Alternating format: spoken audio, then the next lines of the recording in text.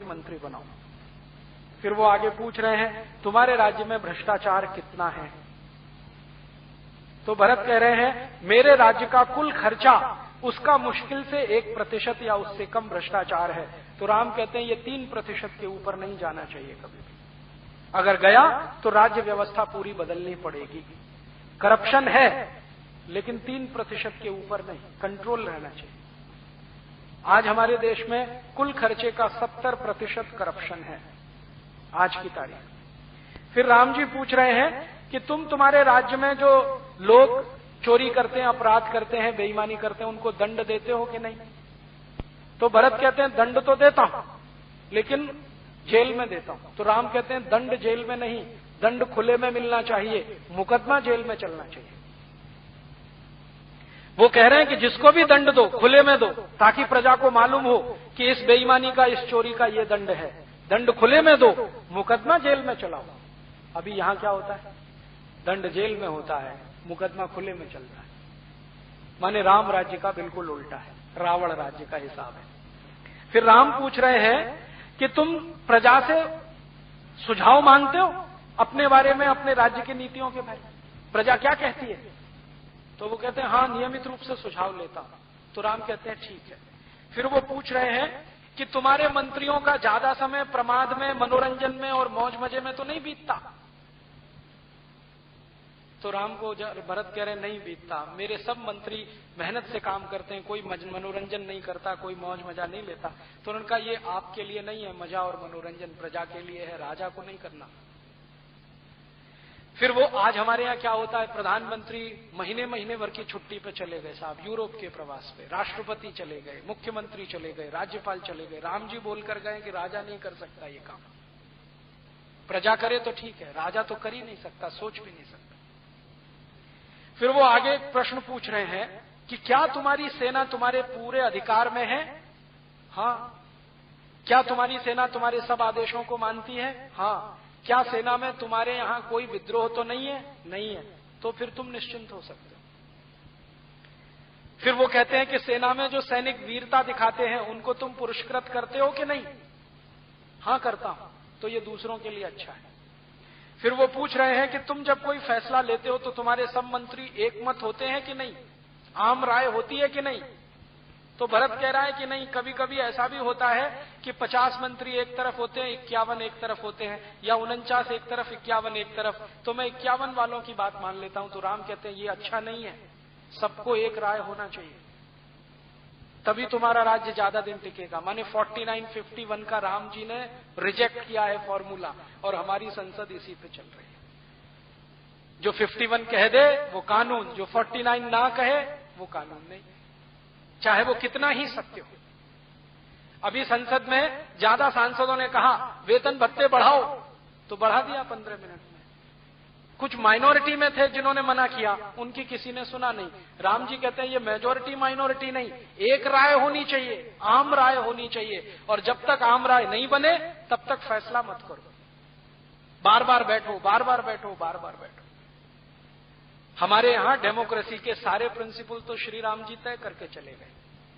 अब ये हमारा दुर्भाग्य है कि हमने उनको देखा नहीं। रघुवंशम में पूरे सारे प्रिंसिपल हैं। हमारी सरकार ने अंग्रेजों की नकल करके पार्लियामेंट्री डेमोक्रेसी लाया। जो श्री राम जी के राम राज्य की डेमोक्रेसी ले आई होती तो सभी शहीदों की आत्मा को श्रद्धांजलि हो गई होती। फिर ऐसे ऐसे उन्होंने बहुत अच्छे प्रश्न किए, और ये सारे प्रश्न इतने अद्भुत हैं कि एक एक प्रश्न पर मैं आपसे आधा घंटे, 1 घंटे बात कर सकता हूं अगर विस्तार से। लेकिन मैं आपके सिर्फ ध्यान में लाना चाहता हूं कि श्री राम के राज्य की व्यवस्था कैसी है, राम राज्य कैसा है। और राम राज्य कोई कपोल कल्पना नहीं है, ठोस धरातल पर खड़ी हुई एक अवधारणा है जिसमें गणतंत्र है, प्रजातंत्र है। और राम जी ये सब प्रश्नों का उत्तर जब ले लेते हैं भरत से, फिर कहते हैं कि अगर तुम ये सब कर ही रहे हो तो राम राज्य ही चला रहे हो, इसलिए मेरे आने की जरूरत नहीं है, तुम जाओ। मेरी जरूरत तब पड़ेगी जब तुम रास्ते से भटक जाओ। तब वो कहते हैं कि कम से कम आपकी खड़ाऊं तो दे दो, वो ही ले जाता हूं। तो ठीक है, ले जाओ, लेकिन विचार ये है इसके हिसाब से राज्य चलाओ, इससे अलग मत जाओ। तो गांधी जी बार बार जो राम राज्य की कल्पना कर रहे हैं वो यही कल्पना है। और मैंने कोशिश किया है कि ये राम राज्य की कल्पना जो छुपी पड़ी, क्योंकि इस पर बात नहीं हुई है, चर्चा नहीं हुई है, मैंने तो जितने रामकथा कहने और कहलवाने वाले लोग हैं सबसे बात की, किसी ने मुझे संतुष्ट नहीं किया, हर जगह निराशा मिली। वो राम के दूसरे दूसरे रूपों की बहुत चर्चा करते हैं। राम बड़े कोमल हैं, राम बड़े दयालु हैं, उनकी आंखें बहुत सुंदर हैं, उनके हाथ बहुत सुंदर हैं और अजान बाहु हैं, और इन वर्णों में वो घंटों घंटों निकाल सकते हैं, आपको रुला सकते हैं, हाँ आपके साथ वो भी रो सकते हैं, लेकिन राम की जिंदगी का जो असली कर्म है उस पे बात ही नहीं करते, बात ही नहीं करते।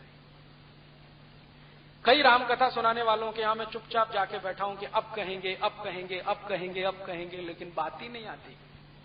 भरत राम संवाद की भी बात आती है तो राम ने गले से लगा लिया, भाव विहल हो गए, आंसू बहने लगे, भरत के भी आंसू बहने लगे, लेकिन ये जो मूल बात कर रहे हैं ये सब गोल कर जाते हैं।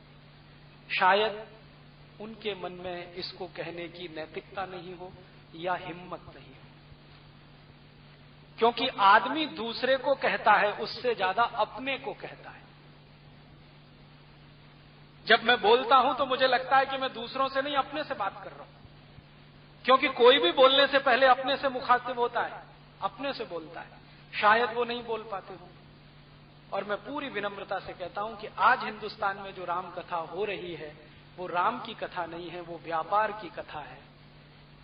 उसमें कोई आपसे आएगा, बाकायदा डील करेगा कि भैया मुझको इतने लाख चाहिए, आप दे सकते हो तो आप कराओ, नहीं दे सकते तो मैं दूसरे से बात करता हूं।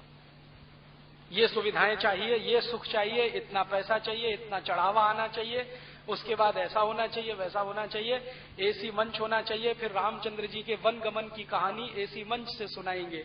दुखों का पहाड़ टूट पड़ा राम पर, हम एसी मंच पे बैठ के सुनाएंगे कि रामचंद्र जी को ये दुख है, रामचंद्र जी को वो दुख है। तो मुझे लगता है कि हम राम राज्य की तरफ तो बढ़ नहीं पा रहे हैं। राम की कथा का व्यवसाय तो जरूर इस देश में चल पड़ा है, धंधा भी चल पड़ा है। मेरी ऐसी मान्यता है कि इस देश को इस राम कथा के व्यवसाय से निकाला जाए और इसको राम के राज्य की तरफ ले जाने वाला कोई प्रेरणा पुंज बनाया जाए। मेरा ऐसा मानना है कि 60 साल से राम कथा सुनने और सुनाने के बाद भी अगर हम में राम जी का चरित्र नहीं प्रवेश करता है तो इसको सुनने सुनाने से कोई फायदा नहीं है। और मेरा ये मानना है कि अगर राम कथा सुनाने से इस देश में राम राज्य की तरफ बढ़ने का कोई एक कदम उठता है तो इसमें बहुत सार्थकता है। तो मैं राम जी की कथा को इस दृष्टि से देखता हूं कि भारत की आज की समस्याओं का समाधान करे ये, और इस देश में राम राज्य की स्थापना करे, तो जाकर इसकी सार्थकता सिद्ध हो। और शायद राम भी यही चाहते थे। अगर वो व्यवसाय और व्यापार वाले व्यक्ति होते तो ये प्रश्न नहीं पूछते कि तुम ऐसे पुरोहितों को सम्मान नहीं करना जो पैसे के लिए काम करते हैं, उनको बाहर करना। ऐसे ही पुरोहितों का सम्मान करना जो किसी के घर का पानी भी ना पिए, निस्वार्थ भाव से काम करें। राम आदर्श बने हैं, मर्यादा पुरुषोत्तम बने हैं तब जब उन्होंने महल छोड़ा है, सुख छोड़े हैं और अपनी सुविधाएं छोड़ी हैं, साधारण व्यक्ति के कष्टों को रहकर, जीकर अनुभव किया है और उनके बीच में से ऐसे ऐसे लोगों को तपस्वी बनाकर खड़ा किया है जिन्होंने चक्रवर्तित्व पद संभाला है, तब वो मर्यादा पुरुषोत्तम बने। जब तक उनका महलों का जीवन है कोई उनको मर्यादा पुरुषोत्तम नहीं कहता। महल छोड़कर वन में चले गए हैं और आदर्श की स्थापना करने में लगे हुए हैं, तब वो मर्यादा पुरुषोत्तम बने हैं। तो हम मर्यादा पुरुषोत्तम राम की बात करें, उनके राम राज्य की बात करें और कुछ कोशिश करें, कम से कम सपना तो देखें कि इस देश में राम राज्य लाना है जो हमारे शहीदों का अधूरा है। गांधी जी तो कहते थे कि आजादी के बाद कुछ करना है तो राम राज्य ही लाना है। तो मैं मानता हूं कि हम सब मिलकर अगर इस राम राज्य को लाने में थोड़ा भी लग जाएं तो कोई मुश्किल नहीं है कि अगले 3, 4, 5 वर्षों में ये राम राज्य नहीं आ जाएगा। और इस देश के हर नेता से, प्रधानमंत्री से, मुख्यमंत्री से, राज्यपाल से एक ही प्रश्न पूछे, तुम राम राज्य के लिए कर क्या रहे हो? राम जी कहते हैं कि 10% खर्चा फालतू, 90% विकास का तुम कर रहे हो। नहीं कर रहे हो तो छोड़ दो कुर्सी, हम किसी ऐसे को लाएंगे जो राम राज्य स्थापित करने में मदद करेंगे। तो मैं मानता हूं कि इसको एक अभियान के रूप में चलाना है। हम लोग कोशिश कर रहे हैं एक स्वदेशी अभियान इस देश में चलाने की, लेकिन एक अभियान ऐसा भी चले जो राम राज्य की स्थापना इस देश में कराए। ऐसी भावना के साथ आपको सबको धन्यवाद देता हूं। राम जी की आखिरी बात कहते हुए खत्म करता हूं, जो कभी भूलिए मत। जब विभीषण को राम जी राजा बना रहे हैं और सोने की लंका विभीषण को सौंप कर जा रहे हैं, तो विभीषण उनको कहते हैं कि आप यहीं रह सकते हैं, मैं आपके नीचे काम कर सकता हूं, कोई मुझे तकलीफ नहीं है, आप सम्राट रहें, राजा रहें, मैं आपके नीचे रहूं। तब राम जी कहते हैं जननी जन्म भूमश्च स्वर्गादपि गरीयसी, कि मेरी जो मातृभूमि है वो स्वर्ग से भी महान है, इसलिए मुझे लौटना तो मातृभूमि में है। तुम्हारी ये सोने की लंका तुमको मुबारक है, मेरे लिए तो ये मिट्टी के समान है, मेरी तो मातृभूमि स्वर्ग से भी महान है। ये बात हम कभी न भूलें। श्री राम जी की ये बात हमारे हृदय में रहे कि हमारी मातृभूमि स्वर्ग से भी महान है। अमेरिका, यूरोप, चाहे जितनी बड़ी सोने की लंकाएं हों, वो हमारे लिए मिट्टी की धूल के बराबर हैं। अगर ये बात हमको समझ में आ जाए श्री राम जी की, तो हिंदुस्तान से गए हुए 2 करोड़ एनआरआईज एक क्षण में अमेरिका, यूरोप छोड़ देंगे और उनकी बुद्धि और पैसे का सारा उपयोग इस देश के विकास के लिए हो जाएगा और ये देश सच में सोने की चिड़िया बन जाएगा। ऐसी भावना के साथ आप सबको प्रणाम करता हूं और श्री राम आपको ऐसी प्रेरणा दें कि हम सब मिलकर उनके राज्य की स्थापना करने में लग जाएं। भावना के साथ आप सबका आभार, बहुत धन्यवाद। कल शाम को इसी स्थान पर 7 बजे मैं एक व्याख्यान और देने वाला हूं, भारत और यूरोप, भारत की सभ्यता, यूरोप की सभ्यता, भारत की संस्कृति, यूरोप की संस्कृति, दोनों में क्या अंतर है, दोनों की भिन्नताएं क्या हैं। हम उनकी नकल नहीं कर सकते, वो हमारी नकल नहीं कर सकते, करेंगे तो दोनों डूब जाएंगे। इसलिए हर देश की सभ्यता और संस्कृति विशिष्ट होती है। तो भारत की संस्कृति की क्या विशेषताएं हैं, सभ्यता की क्या महानताएं हैं, यूरोप की क्या विशेषताएं हैं, दोनों ठीक से समझें, फिर कौन सा हमारे लिए अनुकरणीय है उस रास्ते पर चले। क्योंकि आज पढ़े लिखे लोगों ने अंधभक्ति दिखाना शुरू किया है अमेरिका और यूरोप का, बिना सोचे सोचे उनकी सभ्यता के गुण गाना शुरू किया है। मुझे लगता है कि एक बार हम उनको ठीक से समझ लें और समझ बन गई तो क्या छोड़ना है क्या रखना है वो हम तय कर पाएंगे। कल शाम को 7 बजे यही व्याख्यान होगा, इसी स्थान पर होगा। आप आएं और अपने साथ अपने इष्ट मित्रों को भी लाएं, ऐसी भावना है। हम लोग सारे देश में ये अभियान चलाते हैं। इस अभियान के लिए बहुत सारा साहित्य हमने प्रकाशित किया है, बाहर एक स्टॉल पर लगा हुआ है, आप लेंगे तो हमें खुशी होगी, क्योंकि वो साहित्य की बिक्री से जो पैसा आता है उसी से ये सारे काम में हम लगे रहते हैं। धन्यवाद। मंत्री बनाओ। फिर वो आगे पूछ रहे हैं तुम्हारे राज्य में भ्रष्टाचार कितना है। तो भरत कह रहे हैं मेरे राज्य का कुल खर्चा, उसका मुश्किल से 1% या उससे कम भ्रष्टाचार है। तो राम कहते हैं ये 3% के ऊपर नहीं जाना चाहिए कभी भी। अगर गया तो राज्य व्यवस्था पूरी बदलनी पड़ेगी। करप्शन है लेकिन 3% के ऊपर नहीं, कंट्रोल रहना चाहिए। आज हमारे देश में कुल खर्चे का 70% करप्शन है आज की तारीख। फिर राम जी पूछ रहे हैं कि तुम्हारे राज्य में जो लोग चोरी करते हैं, अपराध करते हैं, बेईमानी करते हैं, उनको दंड देते हो कि नहीं। तो भरत कहते हैं दंड तो देता हूं लेकिन जेल में देता हूं। तो राम कहते हैं दंड जेल में नहीं, दंड खुले में मिलना चाहिए, मुकदमा जेल में चलना चाहिए। वो कह रहे हैं कि जिसको भी दंड दो खुले में दो, ताकि प्रजा को मालूम हो कि इस बेईमानी का, इस चोरी का ये दंड है। दंड खुले में दो, मुकदमा जेल में चलाओ। अभी यहां क्या होता है, दंड जेल में होता है, मुकदमा खुले में चलता है। माने राम राज्य का बिल्कुल उल्टा है, रावण राज्य का हिसाब है। फिर राम पूछ रहे हैं कि तुम प्रजा से सुझाव मांगते हो अपने बारे में, अपने राज्य की नीतियों के बारे में, प्रजा क्या कहती है। तो वो कहते हैं हाँ नियमित रूप से सुझाव लेता हूं। तो राम कहते हैं ठीक है। फिर वो पूछ रहे हैं कि तुम्हारे मंत्रियों का ज्यादा समय प्रमाद में, मनोरंजन में और मौज मजे में तो नहीं बीतता। तो राम को भरत कह रहे नहीं बीतता, मेरे सब मंत्री मेहनत से काम करते हैं, कोई मनोरंजन नहीं करता, कोई मौज मजा नहीं लेता। तो उन्होंने कहा ये आपके लिए नहीं है मजा और मनोरंजन, प्रजा के लिए है, राजा को नहीं करना। फिर वो आज हमारे यहाँ क्या होता है, प्रधानमंत्री महीने भर की छुट्टी पे चले गए साहब, यूरोप के प्रवास पे, राष्ट्रपति चले गए, मुख्यमंत्री चले गए, राज्यपाल चले गए। राम जी बोलकर गए कि राजा नहीं कर सकता ये काम, प्रजा करे तो ठीक है, राजा तो कर ही नहीं सकता, सोच भी नहीं सकता। फिर वो आगे एक प्रश्न पूछ रहे हैं कि क्या तुम्हारी सेना तुम्हारे पूरे अधिकार में है। हाँ। क्या तुम्हारी सेना तुम्हारे सब आदेशों को मानती है। हाँ। क्या सेना में तुम्हारे यहां कोई विद्रोह तो नहीं है। नहीं है। तो फिर तुम निश्चिंत हो सकते हो। फिर वो कहते हैं कि सेना में जो सैनिक वीरता दिखाते हैं उनको तुम पुरस्कृत करते हो कि नहीं। हाँ करता हूं। तो ये दूसरों के लिए अच्छा है। फिर वो पूछ रहे हैं कि तुम जब कोई फैसला लेते हो तो तुम्हारे सब मंत्री एक मत होते हैं कि नहीं, आम राय होती है कि नहीं?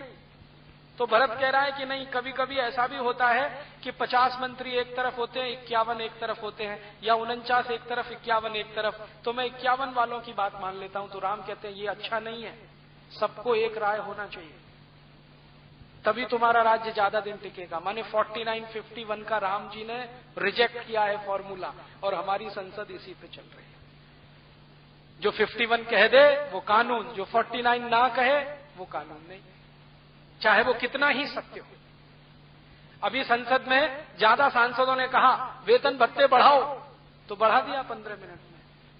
कुछ माइनॉरिटी में थे जिन्होंने मना किया, उनकी किसी ने सुना नहीं। राम जी कहते हैं ये मेजॉरिटी माइनॉरिटी नहीं, एक राय होनी चाहिए, आम राय होनी चाहिए, और जब तक आम राय नहीं बने तब तक फैसला मत करो। बार बार बैठो, बार बार बैठो, बार बार बैठो। हमारे यहां डेमोक्रेसी के सारे प्रिंसिपल तो श्री राम जी तय करके चले गए। अब ये हमारा दुर्भाग्य है कि हमने उनको देखा नहीं। रघुवंशम में पूरे सारे प्रिंसिपल हैं। हमारी सरकार ने अंग्रेजों की नकल करके पार्लियामेंट्री डेमोक्रेसी लाया। जो श्री राम जी के राम राज्य की डेमोक्रेसी ले आई होती तो सभी शहीदों की आत्मा को श्रद्धांजलि हो गई होती। फिर ऐसे ऐसे उन्होंने बहुत अच्छे प्रश्न किए, और ये सारे प्रश्न इतने अद्भुत हैं कि एक एक प्रश्न पर मैं आपसे आधा घंटे 1 घंटे बात कर सकता हूं अगर विस्तार से। लेकिन मैं आपके सिर्फ ध्यान में लाना चाहता हूं कि श्री राम के राज्य की व्यवस्था कैसी है, राम राज्य कैसा है। और राम राज्य कोई कपोल कल्पना नहीं है, ठोस धरातल पर खड़ी हुई एक अवधारणा है जिसमें गणतंत्र है, प्रजातंत्र है। और राम जी ये सब प्रश्नों का उत्तर जब ले लेते हैं भरत से, फिर कहते हैं कि अगर तुम ये सब कर ही रहे हो तो राम राज्य ही चला रहे हो, इसलिए मेरे आने की जरूरत नहीं है, तुम जाओ। मेरी जरूरत तब पड़ेगी जब तुम रास्ते से भटक जाओ। तब वो कहते हैं कि कम से कम आपकी खड़ाऊं तो दे दो, वो ही ले जाता हूं। तो ठीक है, ले जाओ, लेकिन विचार ये है इसके हिसाब से राज्य चलाओ, इससे अलग मत जाओ। तो गांधी जी बार बार जो राम राज्य की कल्पना कर रहे हैं वो यही कल्पना है। और मैंने कोशिश किया है कि ये राम राज्य की कल्पना जो छुपी पड़ी, क्योंकि इस पर बात नहीं हुई है, चर्चा नहीं हुई है, मैंने तो जितने रामकथा कहने और कहलवाने वाले लोग हैं सबसे बात की, किसी ने मुझे संतुष्ट नहीं किया, हर जगह निराशा मिली। वो राम के दूसरे दूसरे रूपों की बहुत चर्चा करते हैं। राम बड़े कोमल हैं, राम बड़े दयालु हैं, उनकी आंखें बहुत सुंदर हैं, उनके हाथ बहुत सुंदर हैं, और अजान बाहु हैं, और इन वर्णों में वो घंटों घंटों निकाल सकते हैं, आपको रुला सकते हैं, हाँ आपके साथ वो भी रो सकते हैं। लेकिन राम की जिंदगी का जो असली कर्म है उस पे बात ही नहीं करते, बात ही नहीं करते। कई राम कथा सुनाने वालों के यहां मैं चुपचाप जाके बैठा हूं कि अब कहेंगे, अब कहेंगे, अब कहेंगे, अब कहेंगे, लेकिन बात ही नहीं आती। भरत राम संवाद की भी बात आती है तो राम ने गले से लगा लिया, भाव विहल हो गए, आंसू बहने लगे, भरत के भी आंसू बहने लगे, लेकिन ये जो मूल बात कर रहे हैं ये सब गोल कर जाते हैं। शायद उनके मन में इसको कहने की नैतिकता नहीं हो या हिम्मत नहीं हो, क्योंकि आदमी दूसरे को कहता है उससे ज्यादा अपने को कहता है। जब मैं बोलता हूं तो मुझे लगता है कि मैं दूसरों से नहीं अपने से बात कर रहा हूं, क्योंकि कोई भी बोलने से पहले अपने से मुखातिब होता है, अपने से बोलता है। शायद वो नहीं बोल पाते हो। और मैं पूरी विनम्रता से कहता हूं कि आज हिंदुस्तान में जो राम कथा हो रही है वो राम की कथा नहीं है, वो व्यापार की कथा है। उसमें कोई आपसे आएगा, बाकायदा डील करेगा कि भैया मुझको इतने लाख चाहिए, आप दे सकते हो तो आप कराओ, नहीं दे सकते तो मैं दूसरे से बात करता हूं। ये सुविधाएं चाहिए, ये सुख चाहिए, इतना पैसा चाहिए, इतना चढ़ावा आना चाहिए, उसके बाद ऐसा होना चाहिए, वैसा होना चाहिए, एसी मंच होना चाहिए। फिर रामचंद्र जी के वन गमन की कहानी एसी मंच से सुनाएंगे। दुखों का पहाड़ टूट पड़ा राम पर, हम एसी मंच पे बैठ के सुनाएंगे कि रामचंद्र जी को ये दुख है, रामचंद्र जी को वो दुख है। तो मुझे लगता है कि हम राम राज्य की तरफ तो बढ़ नहीं पा रहे हैं। राम की कथा का व्यवसाय तो जरूर इस देश में चल पड़ा है, धंधा भी चल पड़ा है। मेरी ऐसी मान्यता है कि इस देश को इस राम कथा के व्यवसाय से निकाला जाए और इसको राम के राज्य की तरफ ले जाने वाला कोई प्रेरणा पुंज बनाया जाए। मेरा ऐसा मानना है कि 60 साल से राम कथा सुनने और सुनाने के बाद भी अगर हम में राम जी का चरित्र नहीं प्रवेश करता है तो इसको सुनने सुनाने से कोई फायदा नहीं है। और मेरा ये मानना है कि अगर राम कथा सुनाने से इस देश में राम राज्य की तरफ बढ़ने का कोई एक कदम उठता है तो इसमें बहुत सार्थकता है। तो मैं राम जी की कथा को इस दृष्टि से देखता हूं कि भारत की आज की समस्याओं का समाधान करे ये, और इस देश में राम राज्य की स्थापना करे, तो जाकर इसकी सार्थकता सिद्ध हो। और शायद राम भी यही चाहते थे। अगर वो व्यवसाय और व्यापार वाले व्यक्ति होते तो ये प्रश्न नहीं पूछते कि तुम ऐसे पुरोहितों को सम्मान नहीं करना जो पैसे के लिए काम करते हैं, उनको बाहर करना। ऐसे ही पुरोहितों का सम्मान करना जो किसी के घर का पानी भी ना पिए, निस्वार्थ भाव से काम करें। राम आदर्श बने हैं, मर्यादा पुरुषोत्तम बने हैं तब जब उन्होंने महल छोड़ा है, सुख छोड़े हैं और अपनी सुविधाएं छोड़ी हैं, साधारण व्यक्ति के कष्टों को रहकर जीकर अनुभव किया है और उनके बीच में से ऐसे ऐसे लोगों को तपस्वी बनाकर खड़ा किया है जिन्होंने चक्रवर्तित्व पद संभाला है, तब वो मर्यादा पुरुषोत्तम बने। जब तक उनका महलों का जीवन है कोई उनको मर्यादा पुरुषोत्तम नहीं कहता। महल छोड़कर वन में चले गए हैं और आदर्श की स्थापना करने में लगे हुए हैं, तब वो मर्यादा पुरुषोत्तम बने हैं। तो हम मर्यादा पुरुषोत्तम राम की बात करें, उनके राम राज्य की बात करें और कुछ कोशिश करें, कम से कम सपना तो देखें कि इस देश में राम राज्य लाना है जो हमारे शहीदों का अधूरा है। गांधी जी तो कहते थे कि आजादी के बाद कुछ करना है तो राम राज्य ही लाना है। तो मैं मानता हूं कि हम सब मिलकर अगर इस राम राज्य को लाने में थोड़ा भी लग जाएं तो कोई मुश्किल नहीं है कि अगले 3, 4, 5 वर्षों में ये राम राज्य नहीं आ जाएगा। और इस देश के हर नेता से, प्रधानमंत्री से, मुख्यमंत्री से, राज्यपाल से एक ही प्रश्न पूछे, तुम राम राज्य के लिए कर क्या रहे हो? राम जी कहते हैं कि 10% खर्चा फालतू, 90% विकास का तुम कर रहे हो। नहीं कर रहे हो तो छोड़ दो कुर्सी, हम किसी ऐसे को लाएंगे जो राम राज्य स्थापित करने में मदद करेंगे। तो मैं मानता हूं कि इसको एक अभियान के रूप में चलाना है। हम लोग कोशिश कर रहे हैं एक स्वदेशी अभियान इस देश में चलाने की, लेकिन एक अभियान ऐसा भी चले जो राम राज्य की स्थापना इस देश में कराए। ऐसी भावना के साथ आपको सबको धन्यवाद देता हूं। राम जी की आखिरी बात कहते हुए खत्म करता हूं, जो कभी भूलिए मत। जब विभीषण को राम जी राजा बना रहे हैं और सोने की लंका विभीषण को सौंप कर जा रहे हैं, तो विभीषण उनको कहते हैं कि आप यहीं रह सकते हैं, मैं आपके नीचे काम कर सकता हूं, कोई मुझे तकलीफ नहीं है, आप सम्राट रहें, राजा रहें, मैं आपके नीचे रहूं। तब राम जी कहते हैं जननी जन्मभूमिश्च स्वर्गादपि गरीयसी, कि मेरी जो मातृभूमि है वो स्वर्ग से भी महान है, इसलिए मुझे लौटना तो मातृभूमि में है।